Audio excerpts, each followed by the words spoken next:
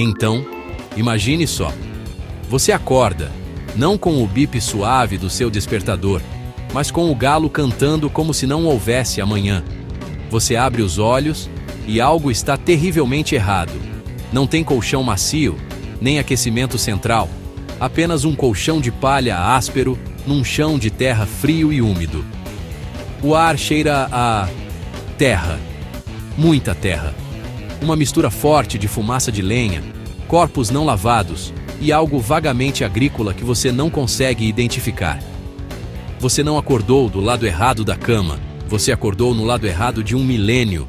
Bem-vindo, meu amigo, à Idade Média, seu novo lar, supondo que você seja um dos 90% que eram camponeses. É o que poderíamos chamar, com toda a delicadeza, de rústico. É uma pequena cabana de um cômodo só, geralmente chamada de casa de crook. As paredes são de pau a pique, um termo chique para uma treliça de madeira trançada, coberta por uma deliciosa mistura de terra úmida, argila, areia, esterco de animais e palha. Não há janelas de vidro. Se você tiver sorte, terá pequenas aberturas com venezianas de madeira para proteger do pior vento e da chuva, mas elas também bloqueiam a luz.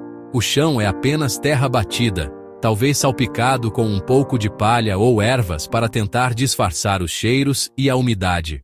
Vamos esclarecer um dos maiores mitos. As pessoas na Idade Média não estavam constantemente imundas. Elas não eram tão cheirosas quanto nós somos hoje, mas elas se lavavam. A ideia de um banho diário seria totalmente estranha, mas as pessoas lavavam as mãos e o rosto todos os dias, geralmente em uma bacia de água fria. Tomar banho no corpo inteiro era outra história. Era uma trabalheira.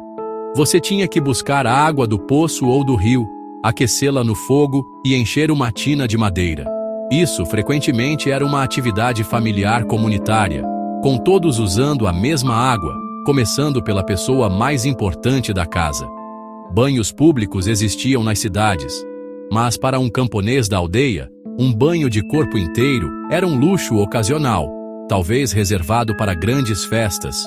O mundo medieval era saturado de crenças, uma mistura de doutrina cristã oficial e uma camada profunda de superstições pagãs mais antigas. Para a esmagadora maioria da população, o trabalho não era uma escolha de carreira, era uma obrigação herdada. Se você nascia camponês, trabalhava na terra. Sua vida era definida pelo sistema feudal, uma grande pirâmide, um verdadeiro esquema de pirâmide, com o rei no topo e você, o humilde servo, lá na base. Você não era dono da terra que cultivava. Ela pertencia ao senhor local, um cavaleiro ou um barão, que, por sua vez, a detinha de um nobre maior, e assim por diante, até chegar ao rei.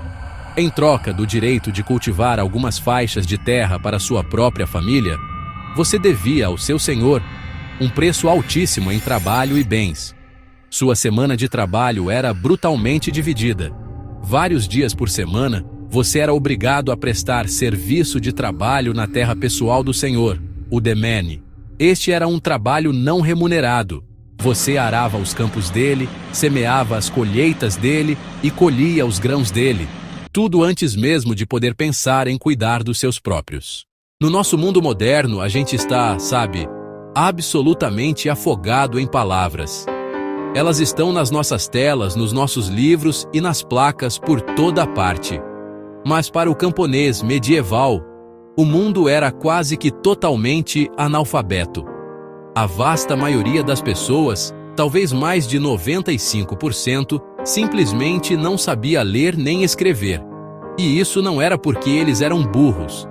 Era só que a alfabetização era uma habilidade especializada, com pouca utilidade prática para uma vida dedicada à agricultura. O conhecimento era transmitido oralmente, através de histórias, canções e instrução direta. Um pai ensinava seu filho a arar um sulco reto não entregando um manual, mas mostrando a ele, dia após dia, ano após ano. Então, quem sabia ler? Bem, na maioria, o clero. Monges e padres eram, de fato, os guardiões da palavra escrita. Nos monastérios, Monges dedicados, conhecidos como escribas, passavam suas vidas inteiras em um scriptorium, uma sala silenciosa, onde copiavam textos minuciosamente à mão. Eles copiavam a Bíblia, os escritos dos padres da Igreja e obras clássicas da Grécia e Roma antigas. Enquanto o camponês suava a camisa na lama, a vida da nobreza era um universo à parte, uma realidade completamente diferente. Suas casas não eram choupanas de pau a pique, mas castelos de pedra imponentes ou grandes solares. Estes eram projetados para defesa e para demonstrar poder. Em vez de um único cômodo enfumaçado, um castelo tinha um grande salão para banquetes e para a corte, aposentos privados ou solares, com camas de verdade e cortinas, cozinhas, capelas e despensas. Eles tinham janelas de vidro, lareiras crepitantes com chaminés e paredes forradas com tapeçarias ricas que proporcionavam isolamento e decoração. Era uma vida de relativo conforto, espaço e segurança. A dieta de um nobre era tão diferente da de um camponês quanto sua casa. Enquanto o camponês comia ensopado e pão escuro, o senhor e sua família se banqueteavam com uma enorme variedade de alimentos. A carne era o prato principal de cada refeição: veado assado, cisne, pavão, javali e todo tipo de ave. Eles comiam pão branco feito de farinha de trigo cara. Especiarias, importadas do Oriente a um custo incrível, eram usadas fartamente para dar sabor à comida e, mais importante, para ostentar riqueza. Açafrão, pimenta, cravo e gengibre eram símbolos de status. Eles bebiam vinho, importado da França, em vez da cerveja rústica do camponês.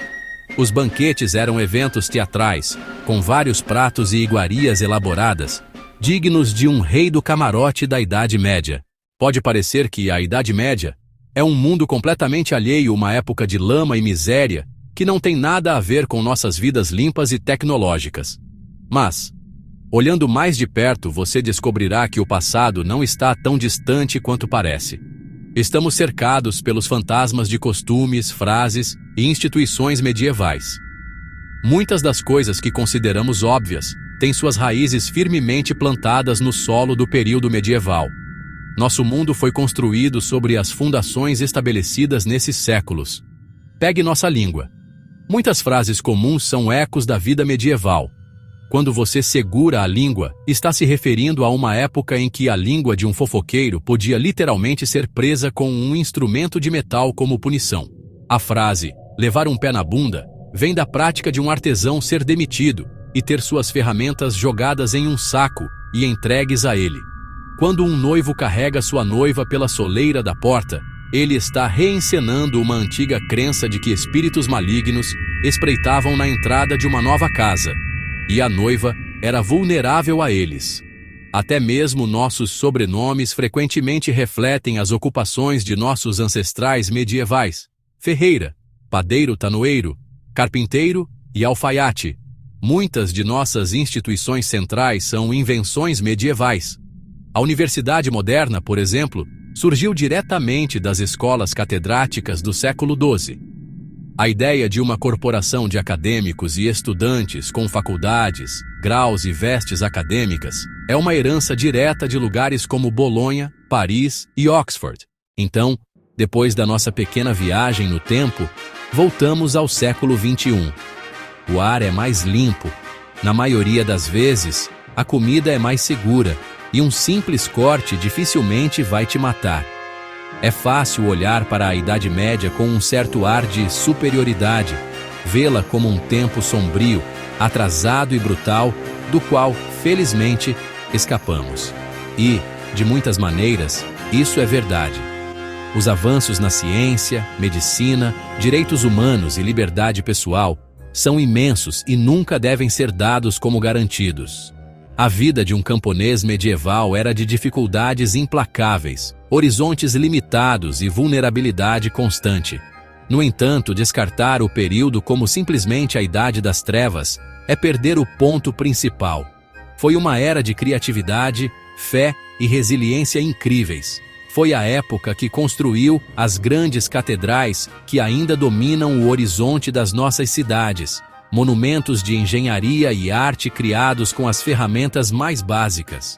Foi a época que deu origem às universidades, aos sistemas parlamentares e às próprias nações que compõem a Europa moderna. As pessoas da Idade Média não eram brutas sem inteligência, eram seres humanos complexos, assim como nós, fazendo o seu melhor para sobreviver e encontrar sentido no mundo em que viviam. O que realmente mudou é a nossa perspectiva. A sombra da Idade Média é longa e ainda nos toca.